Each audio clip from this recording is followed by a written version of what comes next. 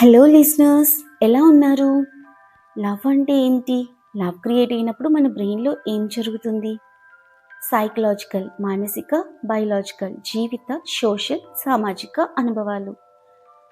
Love అనేది ఈ 3 విషయాలపై కనెక్ట్ అయి ఉంటుంది. లవ్ చిరకాలం నిలవాలంటే ఆత్మీయత మరియు మంచి అభిరుచులు కలిగిన వ్యక్తి అయి ఉండాలి.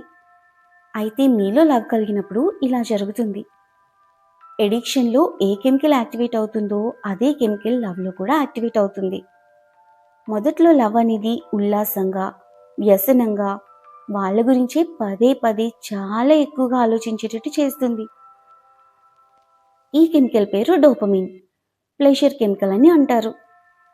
మనం లవ్ చేస్తున్న వ్యక్తిని తాకటం వల్ల, హగ్ చేసుకోవటం వల్ల, ఆత్మీయతా భావం చూపించటం వలన ఆక్సిటోసిన్ అనే బాండింగ్ కెమికల్ విడుదలవుతుంది. దీంతో ఎమోషనల్గా చాలా క్లోజ్ అయిపోతాం. వారి మీద చాలా నమ్మకం పెంచుకుంటాం.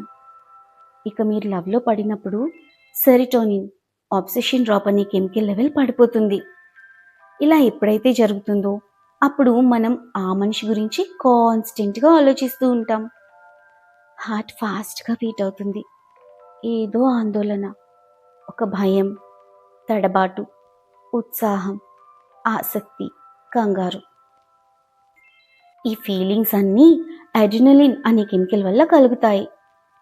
ఇంకా ఇప్పుడు మీ బాడీ ఎమోషనలీ అలర్ట్ మోడ్కి వెళ్ళిపోతుంది. ఇలా మీకు ఎప్పుడన్నా అనిపించిందా? అయితే ఇలా మీకు ఒక పర్టికులర్ పర్సన్ని చూస్తేనే ఎందుకు అనిపిస్తుంది అనేది నెక్స్ట్ వీడియోలో చూద్దాం.